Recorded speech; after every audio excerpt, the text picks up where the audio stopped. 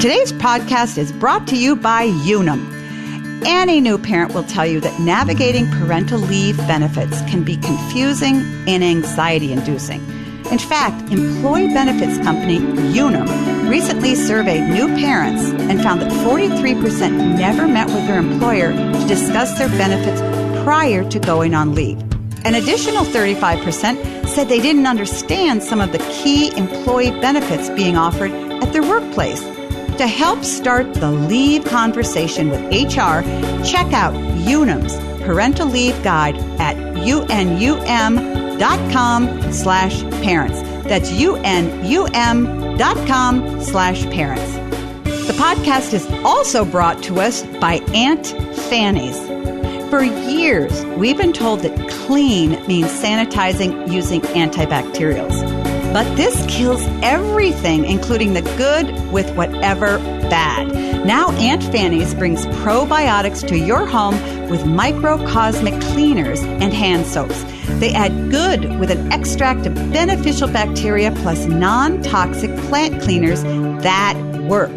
Try probiotic cleaning at auntfannies.com/good and use coupon code MEG at checkout for 20% off your entire order. Again, auntfannies.com/good, coupon code MEG.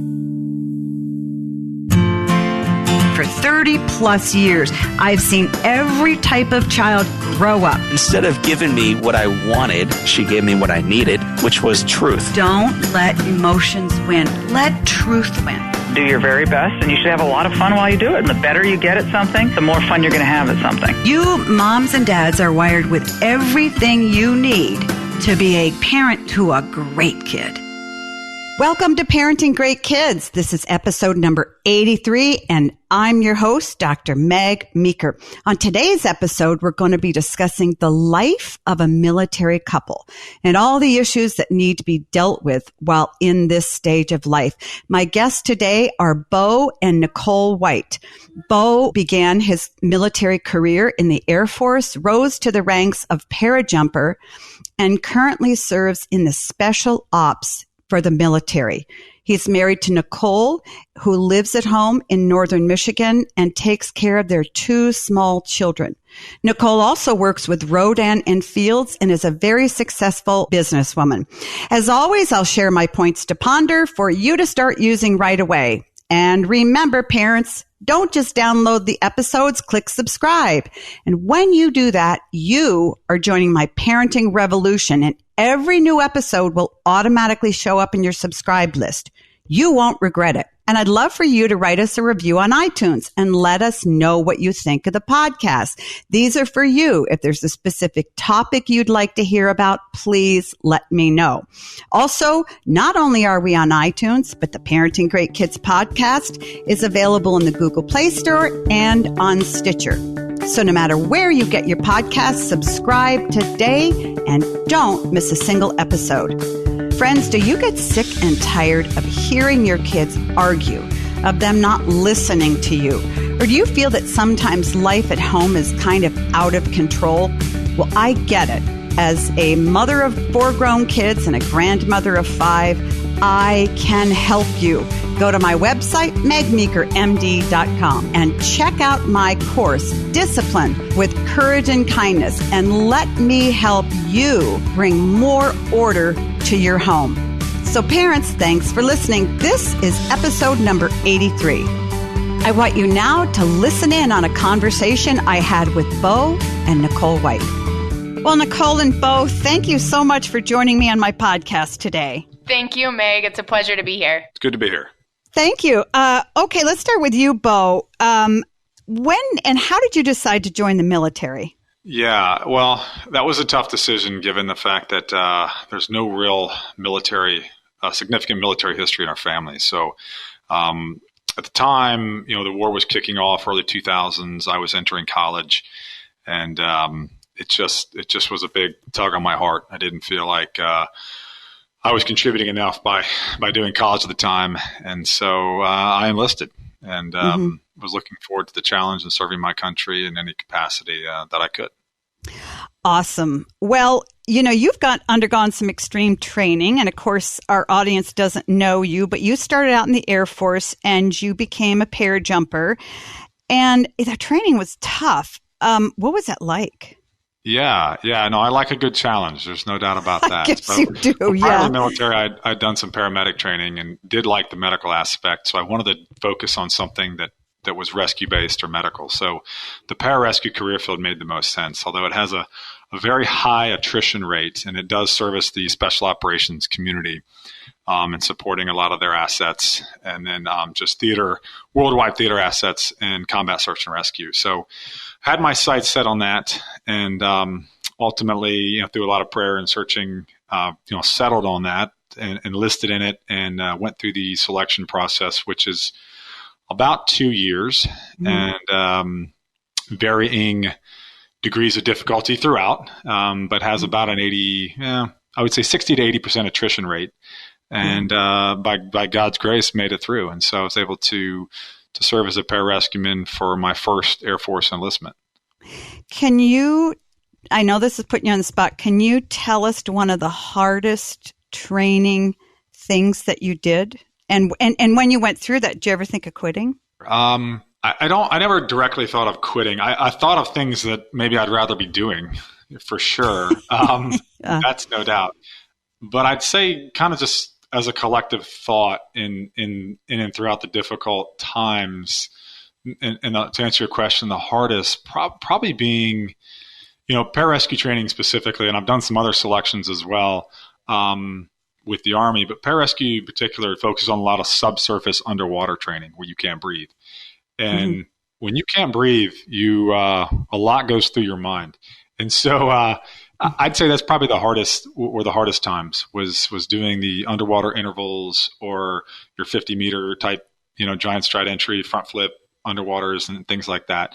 Combat dive school preparatory type stuff. So definitely not my favorite thing, although I was a great swimmer. But it really pits you against yourself mentally.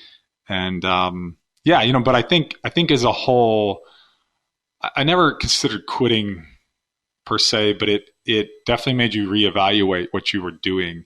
And I think, I always knew it was going to end. And that was the one thing I looked forward to was, your body's screaming for a breath and you're dying and you want to come up for air.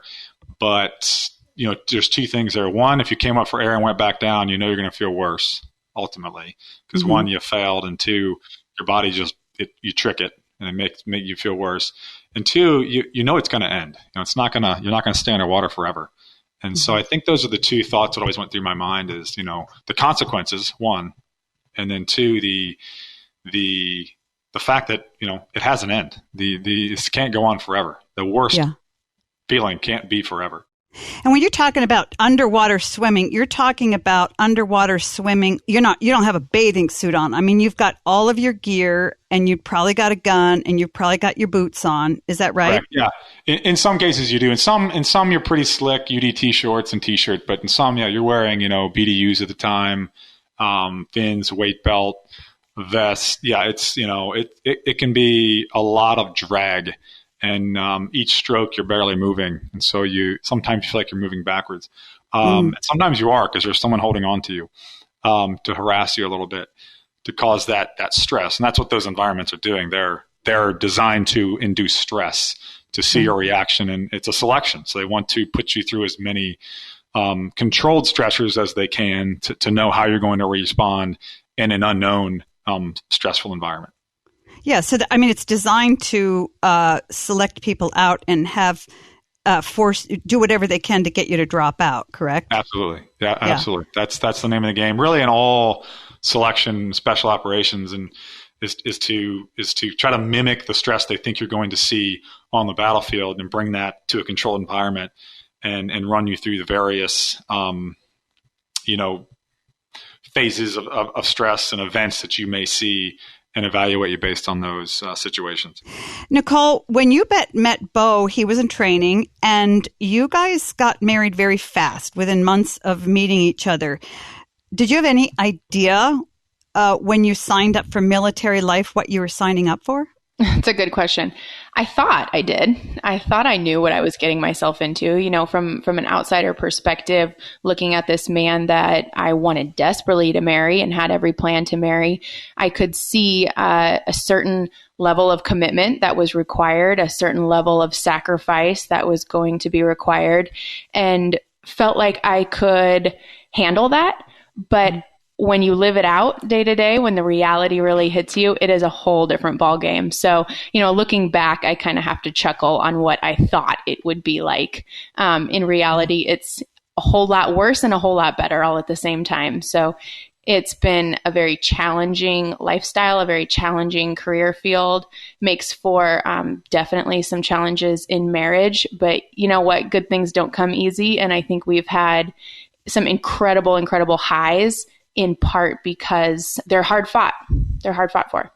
Boy, that's putting it mildly. As I've watched you guys, I've really had a full disclosure. Bo and Nicole are my nephew and niece, and I've had a front row seat to this. And I will tell you, you're both very, very humble people, because the way you live your lives is extraordinary. And it's extreme. I mean, it's been very hard. Let's talk about deployment. Bo, you've been deployed many times to many countries, and you've seen a lot of things over there that you can't necessarily talk about when you get home. So that makes you feel kind of isolated. But have deployments gotten easier for you from an emotional standpoint? I mean, at first you left Nicole behind, but then you left young children behind. Does it get easier to leave over the years, or does it get harder? Yeah, that's another good question. Yes and no. I think, you put kids in any situation and it adds a completely different dynamic. And then on top of that, we all go through different seasons, seasons individually, seasons together, married, and then our kids go through different seasons. And so, where Nicole and I, it may be easier for us in some cases to constantly have that reentry. Now you have that, element of the kids, and then their growing seasons and their emotional states, and so it's always changing. So there's never an easy time in that aspect. But I would say you do learn to recognize and quickly adapt. If you're smart. And that's not always the case. I mean, we're not perfect. We still, sometimes that's through trial and error. More often than not, it's through trial and error. But I think the element there, the ticket there is good communication. And that's one thing we are good at. And I think, we'll stress throughout this that good communication is the key to everything, and open communication. But, to answer your question, emotionally for me, I think as a man, I think it is easier to kind of come and go more than her, in these trips and as we travel the world, and I get exposed to different cultures and environments that whether I can and can't talk about them based on location, it still has an effect on me in ways that whether I can or can't talk about it at home, I can't really portray well enough,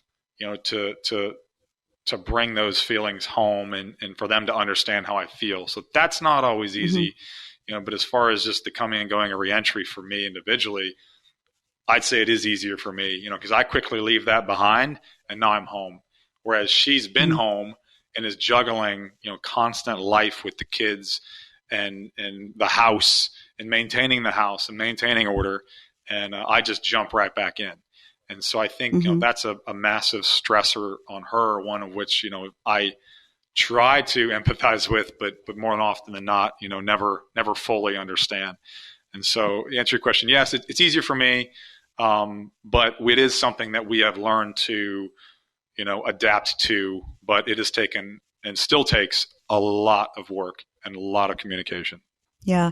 I mean, really, each of you has two different lives. You have your life together and you have your lives apart. And Nicole, you had said to me once that as you are preparing for Bo to leave and the kids are getting ready for him to leave, there's sort of some angst and some agitation. And talk about the days or maybe the weeks prior to him leaving, what that's like for you and what that's like for the kids, and how do you handle that for yourself and your kids? Yeah, I think this goes back to even what Bo was saying in terms of how we tackle and how he has succeeded at some very, very high level, military challenges. And a lot of it is mind over matter. So as we prepare as a family and me as a mother for an upcoming deployment, there is an angst, there is a tension, there is an emotional preparation that I am constantly battling to kind of suppress. And this has been a lesson that I've learned, honestly, the hard way more often than not. But because what happens is as I'm preparing for what's about to happen in a week or 2 weeks or a couple days, I'm missing out on the joys of the present and I ruin it. And that, unfortunately, I really struggle to fight against. And, I think the kids pick up a lot in terms of our emotional status, if you will. So I can really tell if I am starting to get stressed out, I'm starting to think too much about what's coming instead of just enjoying being in the present, enjoying Bo being home that day. He isn't gone. He is there. Mm-hmm. We are all together as a family. But if I'm thinking about the future, I'm ruining the present. And the kids start really feeding off of that. So that's been a hard lesson and something that, like I said, is mind over matter. And we're constantly trying to improve on. But, there is some mental preparation.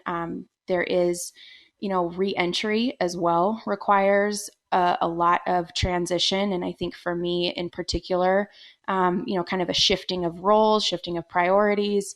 And so it's something that, requires a lot of grace and a lot of trial and error. And we just do the best we can. Well, I think that those struggles are common to a lot of husbands and wives, but I think yours are much more exaggerated because, your situation's extreme. He's going to another part of the world. Do you worry ever that when he leaves, that's the last time you're going to see him? I live with that reality, yes, every moment of every day that he is deployed. And some years he is gone 9 months of the year. Some years he's gone 6 months of the year. And it's a lot of time apart. It's a lot of time where he is potentially in extremely dangerous situations. And again, that is something that, I think I've learned a little bit more the hard way, but you cannot live in a state of fear.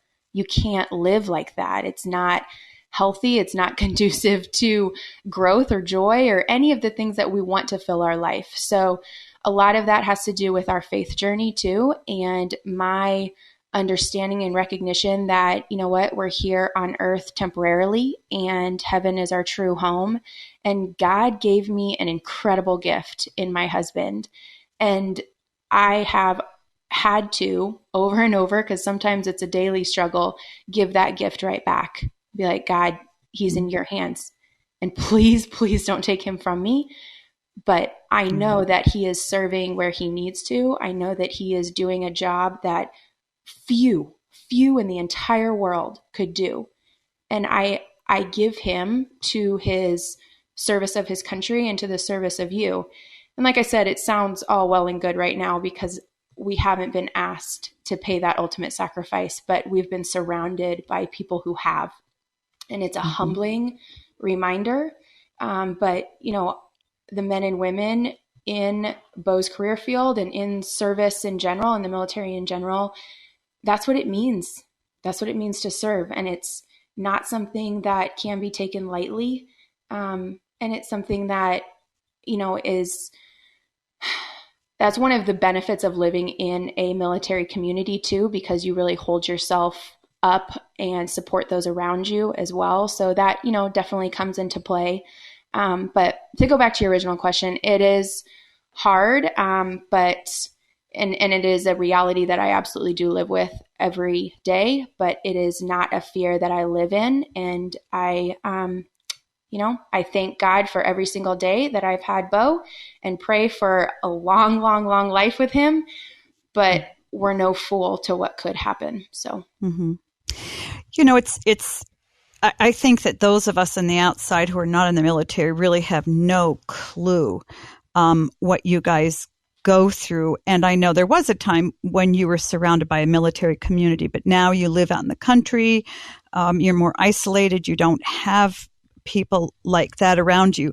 You both have been thrown an extra hardship, and that is you have a wonderful, wonderful young boy, Forrest, who was diagnosed 1.5 years with leukemia. You were out visiting your family in the middle of nowhere in Montana, and Bo was halfway across the world. Nicole, what was that like for you when you first found out in an emergency room or an ambulance all by yourself with Bo far away that you were sitting with a child who might die? Yeah. I can't even look back at that day, that week, 18 months ago and not get choked up. And I've told this story innumerable times now, and it still gets me every single time, that we were within hours of my son literally being suffocated to death with a mass wrapped around his airway. And I was by myself. And Bo, was not only halfway across the world, but he ended up being en route during a time when he didn't know if his son would be alive or dead when he landed. So to say that that's scary, to say that that's heart-wrenching, to say that that's agonizing, like none of those words do it justice. Yeah. But at the same time, I think mothers all over the world can recognize when your child is in danger. You step up. You step up, and your own emotions and your own fears, they take a back seat, and you immediately mobilize, and you are mama bear and nothing else matters. And in that very first 24-hour period of time, I don't remember fear so much. I remember my priority being lending whatever comfort and support and safety that I could to my child. And it wasn't about me at all. It was about Forrest. And I think, mamas that have undergone any sort of emergency situation can probably relate. You take a back seat. Your own emotions take a back seat. And it's when you're in situations like that you really see what people are made of. And I will tell you, I remember talking to you on your ambulance ride. You probably don't remember. You were in an ambulance for a number of hours getting to Seattle. And you sounded so calm and so in control and so focused. And I'm sure Forrest wasn't nearly as afraid as you were, because he was like, "Mom, I just can't breathe very well. Will you make this go away?" But you really rose to it extraordinarily. Parents, I hope you're enjoying my conversation with Bo and Nicole White. We need to take a quick break, but don't go anywhere. We'll be right back with more of my conversation with Bo and Nicole. Friends, it's no surprise ROTHY'S has over 1,000 nearly perfect reviews. They're stylish, sustainable, comfortable, washable, really the perfect flats for life on the go. I love ROTHY'S. They are comfortable, they're beautiful, they come in the coolest colors and different styles, and I'm not even going to tell you how many I own. They really are everything they claim to be. Since ROTHY'S are seamlessly crafted from recycled water bottles, they're ultra comfortable as soon as you slip them on. That's right, there's zero break-in period in these shoes. I can testify to that. Plus, they're constantly launching new styles, so you're guaranteed to find a pair or three you love. Better yet, ROTHY'S are manufactured in a zero-waste factory, and they ship directly in the shoebox. No unnecessary packaging. ROTHY'S always come with free shipping and free returns or exchanges. No risk, no worries, no reason not to try. You'll quickly discover why BuzzFeed called them their forever shoes. Check out all the amazing styles available right now at rothys.com/Meg. Go to rothys.com/Meg to get your new favorite flats. Comfort, style, and sustainability. These are the shoes you've been waiting for. Head to rothys.com/Meg today. With today's distractions and busy schedules, it's easy to lose sight of what's really important to us. The things we love and appreciate, real moments with family.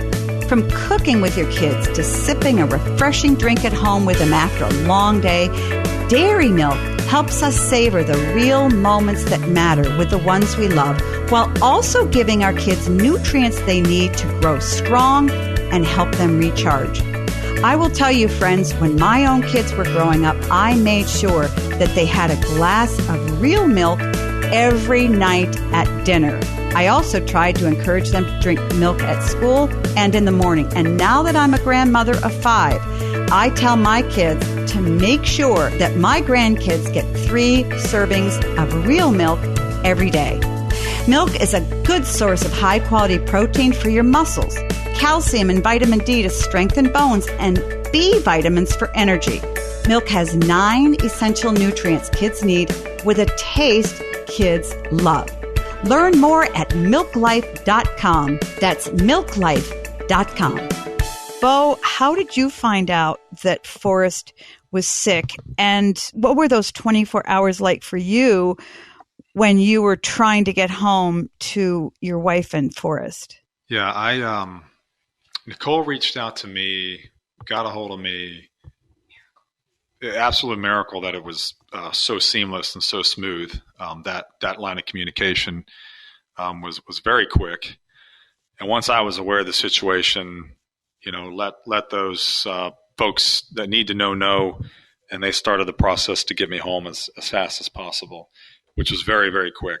And but as such, I was on a flight direct from the Middle East that I had no communication whatsoever. So last I heard, got in the aircraft in the Middle East, she was getting on an ambulance ride for 4 hours and in a snowstorm with a compromised airway and a pediatric patient, which from my little medical experience, pediatrics compensate really, really well, and then they crash hard. Mm-hmm. Without the ability, in this case, for them to secure an airway whatsoever because of where the mass was located, they could not intubate or maintain an airway. So needless to say, I was, scared to death, but having emotions and feelings and a breakdown like I've never felt, like I've never dreamed was possible, in a grown man, just the absolute hopelessness that you feel that you cannot affect a situation. And that's one thing that I pride myself on, one, as a man and as a husband, and as a father, but definitely as a type A type person who works in and amongst the communities that I do. You're a problem solver and you're a fixer. Well, I can't fix this. I couldn't fix it. There's nothing I could do, literally nothing. And so it's just accept, virtually break down and pray as hard as I can. And it's a feeling and experience I never want to relive, but one at the same time that I'm, eternally grateful for and what it has brought about in us and in myself personally. Because when you got there, even within those first few months, you didn't know. Forrest got through the initial, critical stage of, his airway collapsing because his tumor was so big. He got past that, but still you had a very long way to go. And you guys lived out in Washington for a couple of months, right? Or was it while he was in the hospital? I don't remember how long that was. Yeah. We were out there for 5 weeks during his initial induction phase. Again, this was all new to me. I imagine a lot of things happening, most of which revolved around me because of the nature of, my travels, but never in a million years would you imagine your 4-year-old boy would get leukemia and fight for his life, with a compromised airway. So once we got the airway managed under the first, week or so, we were able to rent a house in Washington and get his first month of induction knocked out there in the hospital. and then moved treatment back to Michigan where we live. And so, yeah, that was a very tenuous time, just medically, it's just everything. I mean, the shock of it all, then everything slowing down, and then being not at home, being displaced, and then it just was I would say emotions, feelings, tensions were very, very raw. And, it was another large mountain to climb that first, that first phase. So you've had a lot of stress on your marriage because of your work, Bo, not only just because you're gone, but because of the type of work you do. And then Nicole, you both had the added stress of, Forrest having leukemia. And then you, Nicole, after Bo went back, lived 2.5 hours away from the children's hospital. So you were driving back and forth often with Forrest and with your 2-year-old while Bo is gone. So the pressures, not just the emotional, but the physical pressures that the both of you were going through. Talk to me about how the phases that your marriage went through, and because a lot of people they'd be done. I mean, their marriage would be over. So how did you guys get through this together? Or were you always together? I mean, were there times you're like, okay, I'm a million miles away from you, Nicole or Bo, but now you're strong. So what are the handful of things that really helped you guys get through this as a couple?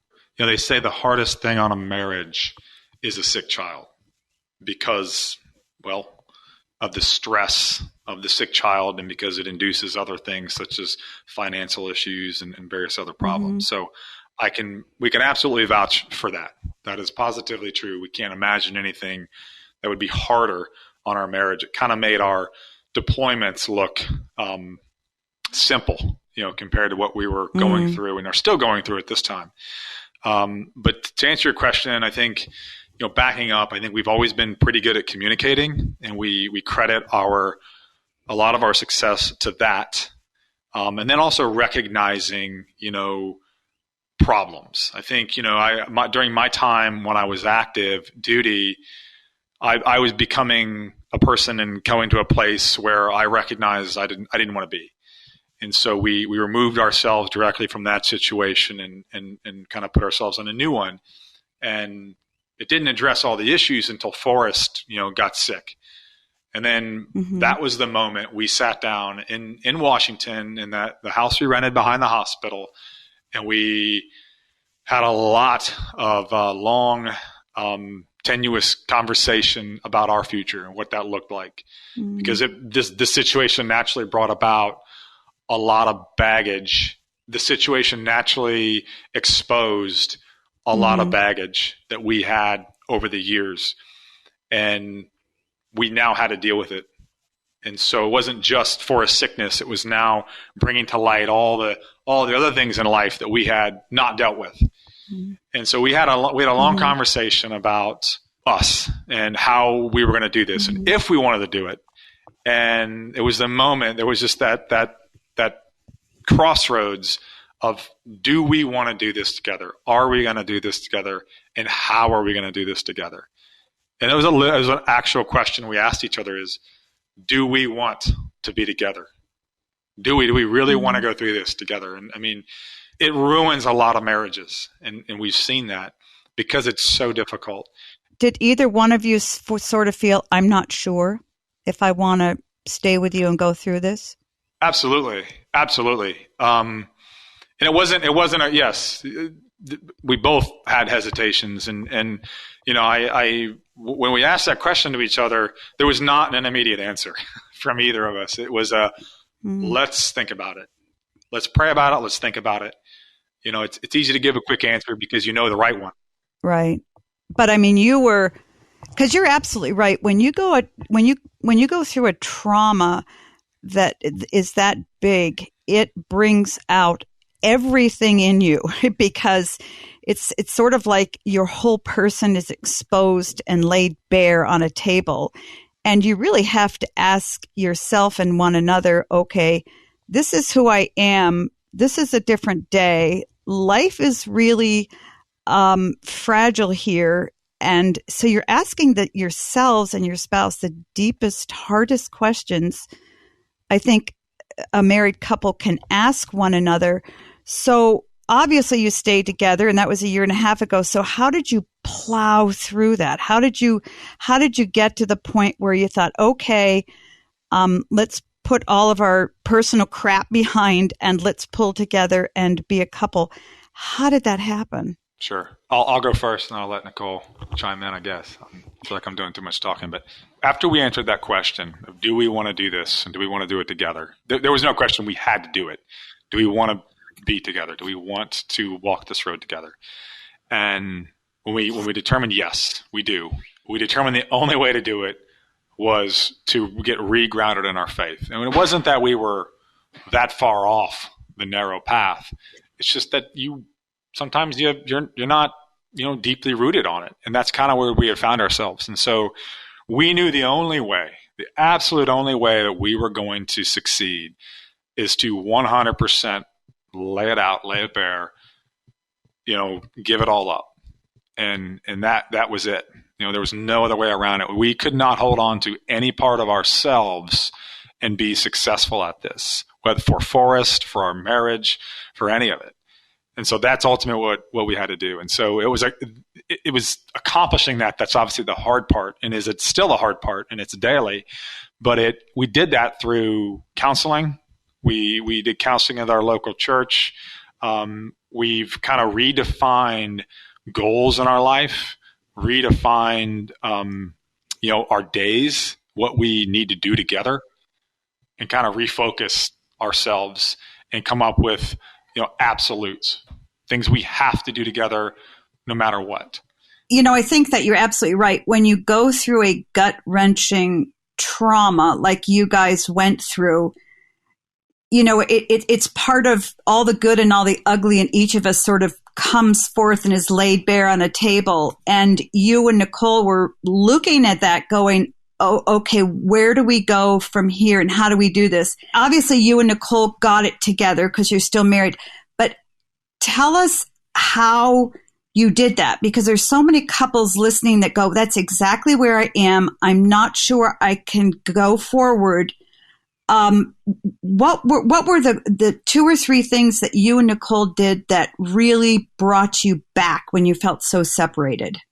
When we determined we were going to stick together, we determined both of us want to remain together to do this. We had to sit down and map out what that meant. We had to make changes.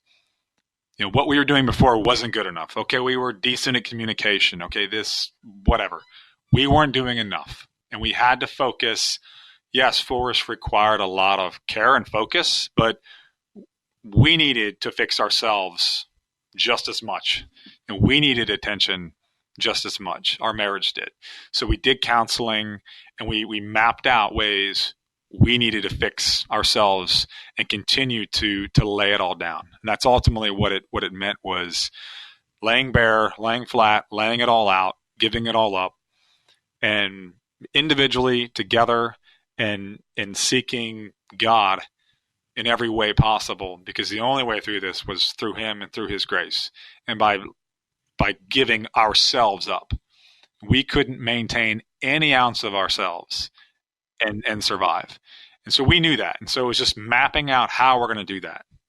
And so it was counseling. It was daily devotions. It was, non-negotiable things. It's things that take work and sacrifice and a lot of effort. And we're not perfect at it. We still aren't. It's having time and making time for those conversations, those, how are you doing? No, how are you really doing? Those conversations, where are you struggling? How have you been tempted? Things like that. Getting into asking the questions and not being scared of the answers, and having grace in those answers that you're probably going to hear, in what things that you don't want to. And so it was just that exposure and that rawness and that laying it all down with each other and laying it at God's feet that was so critical, and mapping out ways to do that. You know what I find extraordinary, Bo, as you're talking, is that you're trained. Hundreds of thousands of dollars have been put into you, Bo, to train you shut down and to compartmentalize.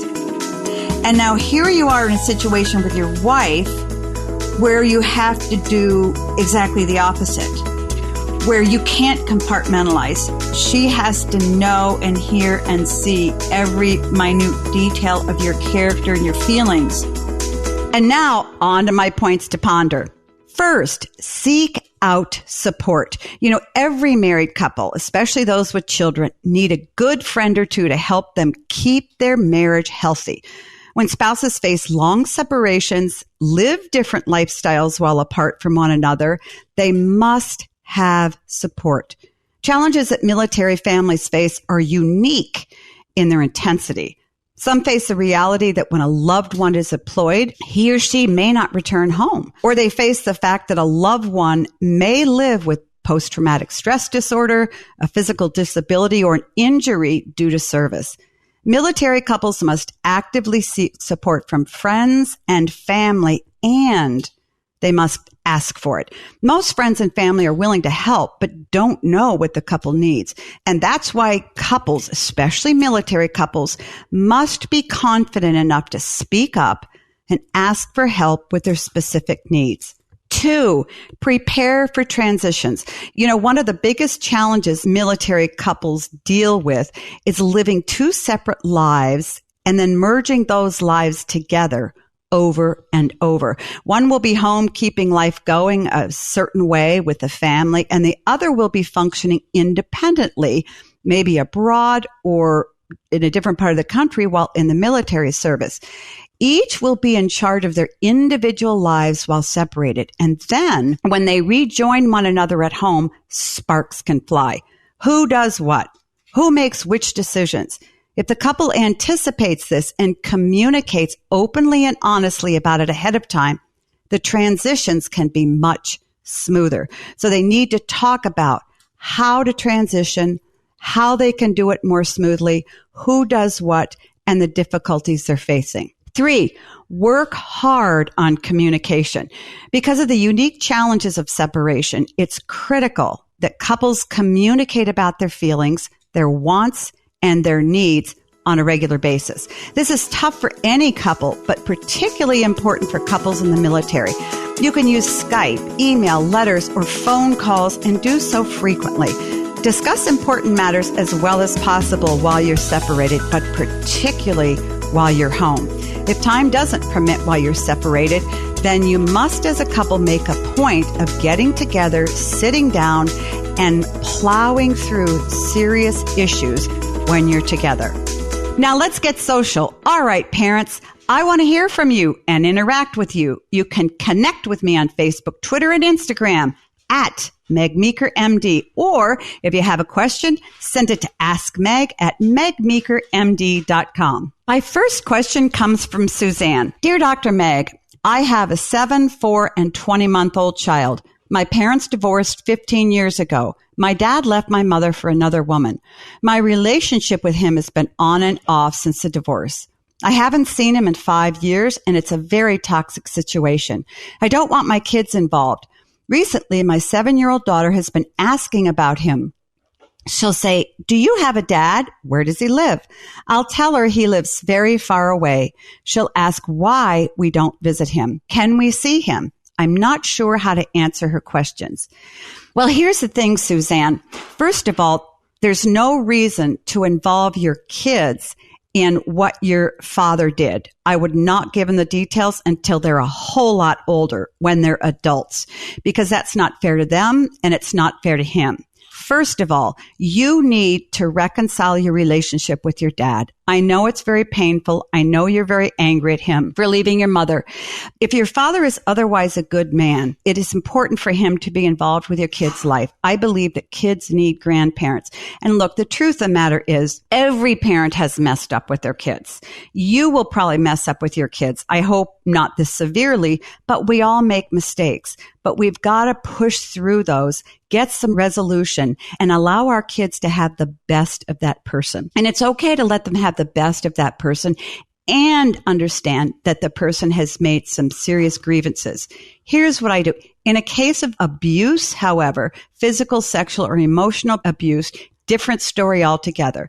If the person or the grandparent could potentially be harmful for the children, that's a good reason to keep them away. I'm assuming your father is not a threat to your children. So here's what I encourage you to do. You need to reach out to your father and have some kind of reconciliation. This doesn't mean that you ever need to approve of what he did to your mom. You can tell him you're working on forgiving him, that you're very upset what he did, but that you would like to restore whatever relationship you can have with him. I think it's important for kids to be around their grandparents, and your father and even his new wife could be a very positive influence on your kids. I would also keep your mother involved if that's possible too. So don't worry about how to navigate your kids so far. First, reconcile with your dad and have a decent relationship if you can. Second, when your kids ask questions like, where does he live? Simply tell him, I think you're doing great. Tell him he lives very far away. And when she asks, why don't you visit him? Just say, it's really hard to go see Papa that far away. And can we see him? You say, yes, we're working on that. Don't criticize him. Answer very simple questions.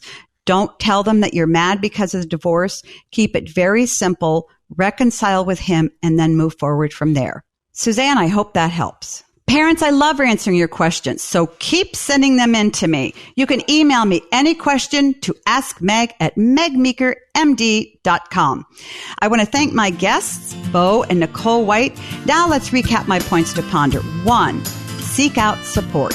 2, prepare for transitions. And 3, work extra hard on communication. So parents, until next time, remember, great kids are raised, not born.